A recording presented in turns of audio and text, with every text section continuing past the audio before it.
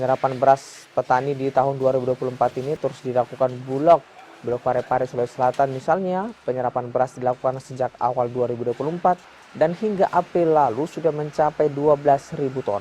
Penyerapan beras hasil pertanian ini meliputi Kabupaten Pindrang, Sidrap, dan juga Wajo yang merupakan daerah penghasil beras.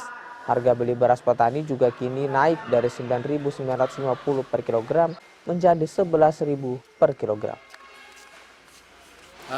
Kalau untuk pengadaan untuk bulog penyerapannya ya, petani saat ini kita sudah menyerap sekitar 12.000. Itu mulai dari bulan Maret sampai dengan bulan April. Tapi April yang paling banyak masuk.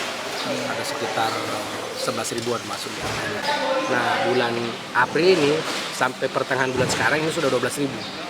Nah, dulu harganya masih 9.950, sekarang harga sudah 11.000. Pemerintah pusat sudah menaikkan harga.